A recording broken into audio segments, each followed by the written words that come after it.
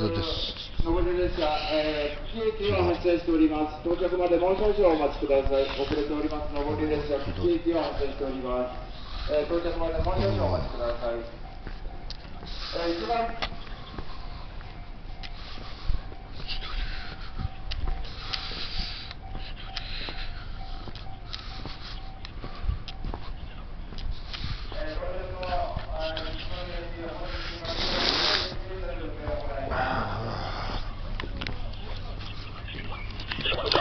下り方面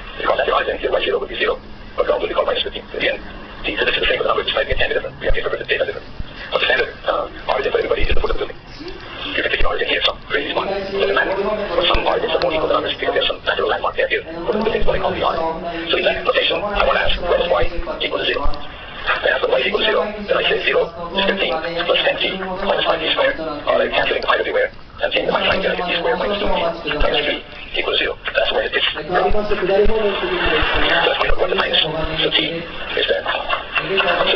minus 4 over 2, which is 2 plus or minus 4 over 2, which is minus 1 or 3.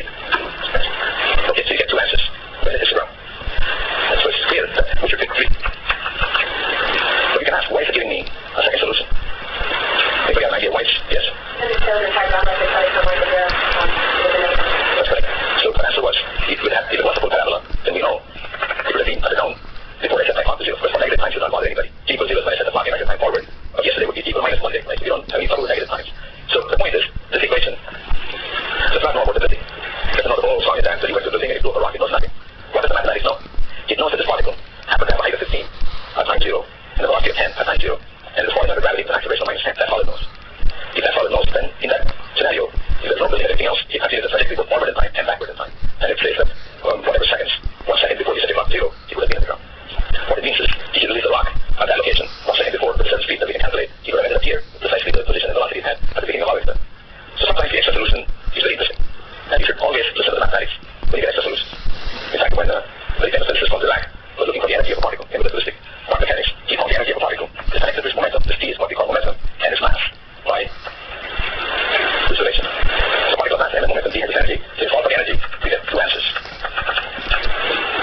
Now your temptation is to keep the first answer because you know energy is not very negative. It's moving as fast as energy and that's it. But the mathematicians told Dirac you cannot ignore the negative energy solution because it tells you the second solution and you cannot throw them out. And turns out the second solution with negative energy was when the theory is telling you, hey, there are particles and there are active particles. And negative energy are properly interpreted when describe active particles. So the equation.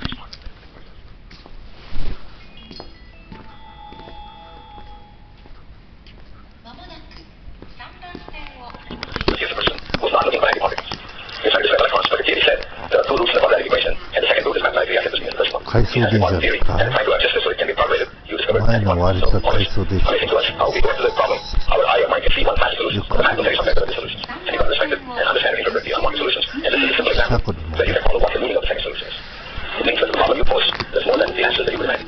Here it meant what you said was released around earlier, and it meant something much more interesting. Namely, active particles and non-active particles. They have an active particle surely is at least quadratic equation has two solutions.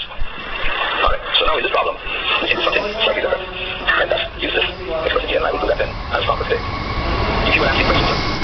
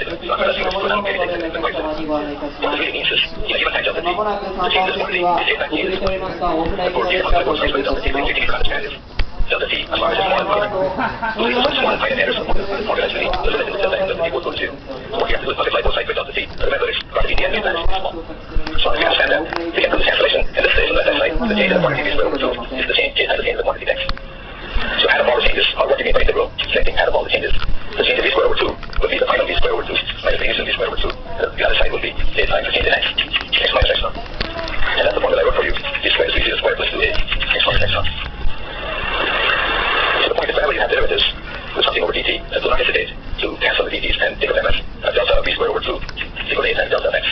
This will be actually true as long as both quantities are vanishingly small. It will become more and more true as delta X and delta V squared become vanishingly small. If the limit was here approaching 0, the two will be in fact equal. If delta X is a finite harmonic 1 second, this will not be true because in the starting equation, delta X and delta T and delta V squared are all assumed to be independent. So don't hesitate to the manipulation of this time, and I will do them quite often. You will understand when it's okay and when it's not okay. What this means is, keep time delta T, if this quantity changes to some amount, and the same time delta T, that quantity changes to some amount, then keeping delta T equals some number, if equal to changes to 1. Provided this is understood, the delta V squared over 2 is a change in V squared over 2. At the same time, this harmonic movement is delta X, and the adding differences is an implied independence. Alright, so if you go to your website today, you'll find that website some problems. If you try to do them today, apply to this chapter. Then next week, we'll do more complicated problems, then more motion in higher dimensions, or 2 dimensions or 3 dimensions.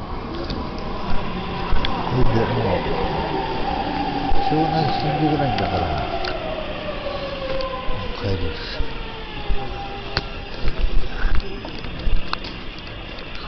大宮まで。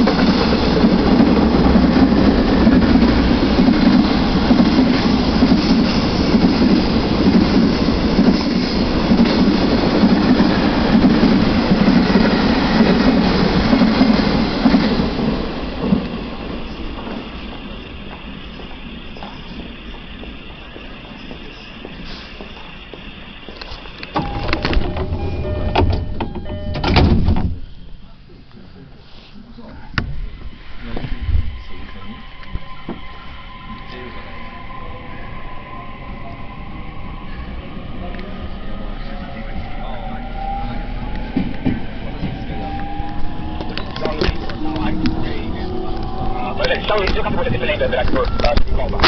Now, this is a class on death, but it's a velocity class, and what that means is that the set of topics that we're going to be talking about in this class are not identical to the topics that other classes on death might try to cover. So the first thing I want to do is say something about things we won't be talking about that you might reasonably expect or hope that a class on death will talk about, so that if this is not the class we're looking for, we still have time to go check out some other classes.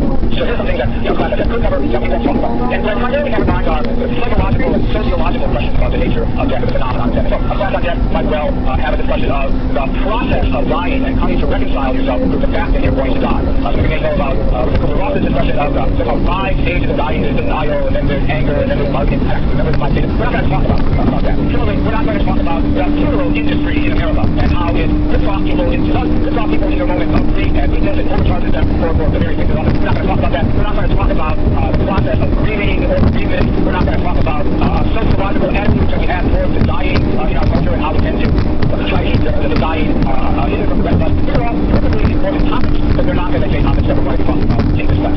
So what will we talk about? Well, the things we'll talk about are philosophical questions that